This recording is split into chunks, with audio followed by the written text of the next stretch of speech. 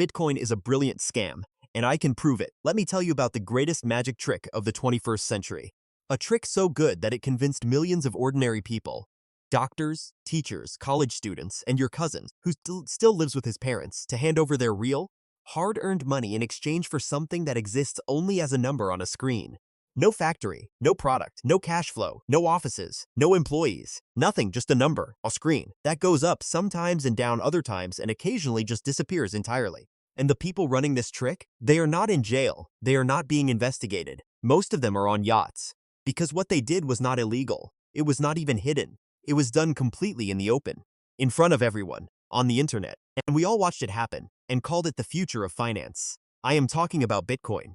And by the end of this video, I am going to show you, using only real data, real facts, and real history, exactly why Bitcoin is the most brilliantly designed scam of our generation. And I want to be clear up front. I am not saying Bitcoin is stupid. In fact, the opposite. Bitcoin is genius, is exactly what makes it so dangerous. So let us start from the very beginning. Hanvormulers, the beautiful promise. To understand why Bitcoin is a scam, you first have to understand why it was so easy to believe in. Because the original promise of Bitcoin was genuinely beautiful. It was 2009. The world had just watched the global financial system nearly collapse. Banks had gambled with people's savings. Governments had printed trillions to bail out the same institutions that caused the crash. Ordinary people lost their homes, their jobs, and their retirement accounts. And not a single banker went to jail. People were furious, and into that fury stepped Bitcoin.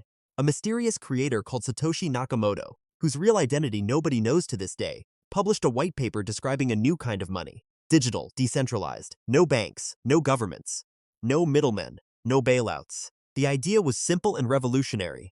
What if money belonged to the people? What if no single government could inflate it away? What if no single bank could freeze your account or gamble with your deposits? Bitcoin was marketed as the digital middle finger to the entire financial establishment. And for a generation that had just watched that establishment destroy the global economy, that message hit like lightning. The problem is that between the beautiful promise of 2009 and the reality of today, something went very wrong. And that something is the difference between what Bitcoin was supposed to be and what it actually became.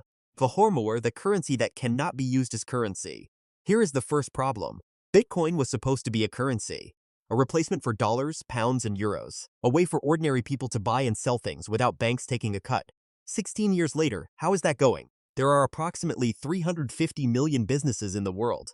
Of those 350 million businesses, around 18,000 accept Bitcoin as a payment method. That is 0.005% of all businesses on Earth. You cannot buy groceries with Bitcoin. You cannot pay your rent with Bitcoin. You cannot grab a coffee, pay a utility bill, or fill up your car with Bitcoin. In the daily practical reality of 8 billion human beings on this planet, Bitcoin is almost completely useless as a currency. But wait, it gets worse. Because even the tiny number of businesses that technically accept Bitcoin do not really accept Bitcoin.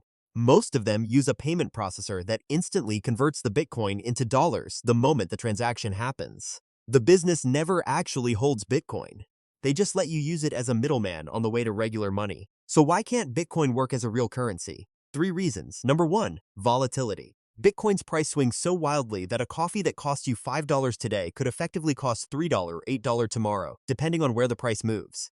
No business can price their products in something that unpredictable, and no sensible person would want to spend an asset that might be worth double next month. Number 2, transaction fees. At peak network congestion, Bitcoin transaction fees have reached over $60 per transaction. Paying $60 in fees to send $100 is not a currency revolution. It is just expensive. Number 3, speed. Bitcoin transactions can take anywhere from 10 minutes to several hours to confirm. Try telling a cashier at a supermarket to wait 45 minutes while your payment confirms.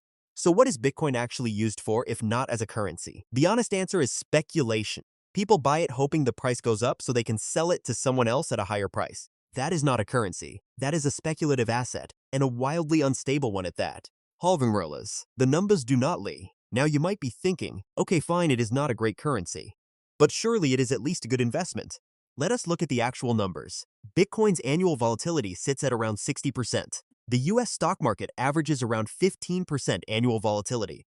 That means Bitcoin is roughly 4 times more volatile than the stock market. And here is what that volatility looks like in real life. Bitcoin fell 80% from its 2017 peak. It fell 77% from its 2021 peak. If you bought Bitcoin at the wrong moment in either of those cycles, you needed the price to increase by 400% just to break even. This is why professional money managers, the people legally required to make responsible decisions with other people's money, typically recommend putting no more than 1 to 2% of your net worth in crypto. Not because they are scared of new technology, but because the risk-adjusted returns are genuinely poor compared to traditional assets over most time horizons. Warren Buffett called Bitcoin rat poison squared. Jamie Dimon, CEO of JP Morgan, the largest bank in America, called it a pet rock that does nothing. These are not technophobes. These are the most successful capital allocators in modern history.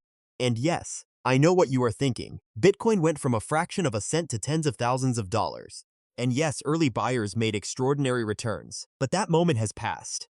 And here is the darker truth hiding underneath that success story. For every Bitcoin story, there are 10,000 stories of people who lost everything on worthless altcoins, meme coins, and rug pulls.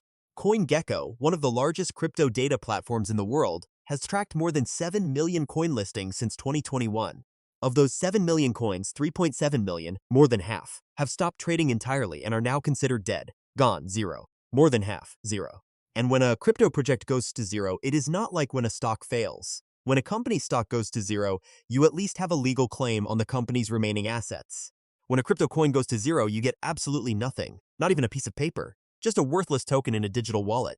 Hanverngrailer, the graveyard of trust. Now here is where the story gets truly dark. Because it is one thing for individual coins to fail. It is another thing entirely when the entire infrastructure holding the industry together starts collapsing. Let me tell you about Terra and Luna. Terra was a stable coin, a type of cryptocurrency specifically designed to stay stable at exactly $1. The whole point was that unlike Bitcoin, Terra would not be volatile. It was supposed to be the safe version of crypto, the savings account of the blockchain world. It was backed by a clever algorithmic system using a sister token called Luna to maintain its price stability. When Terra fell below $1, Luna would be minted to stabilize it. When Terra rose above $1, Luna would be burned to bring it back down. The creators called it revolutionary. Investors called it genius. Billions of dollars poured in.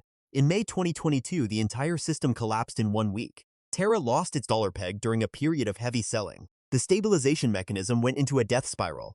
Luna was minted so rapidly it became worthless, and 45 billion investor money, real money, people's savings, retirement funds, life savings, was wiped out in 7 days. $45 billion, gone. In 1 week. Regulators called it one of the largest wealth destructions in modern financial history. But even that was not the most damaging event in crypto's recent history. That title belongs to FTX. FTX was not just another crypto exchange. It was the biggest and most trusted crypto exchange in the world. Super Bowl advertisements. Celebrity endorsements from some of the most recognizable names in sports and entertainment. A stadium in Miami named after it.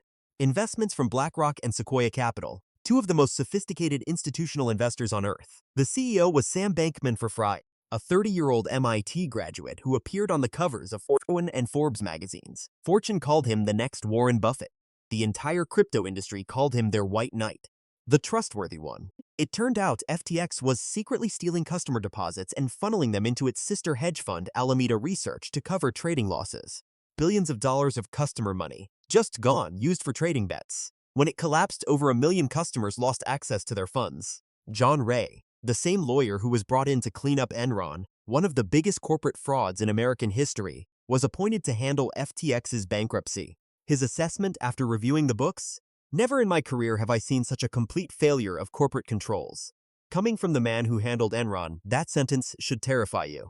Sam Bankman-Fried was convicted on 7 counts of fraud and conspiracy and sentenced to 25 years in prison. Hanvrumbler, why it is brilliant. Now here is the part that I want you to really think about. Because after everything I have just told you, the failed currency utility, the extreme volatility, the 3.7 million dead coins, Terra Luna, FTX, you might be asking yourself a reasonable question.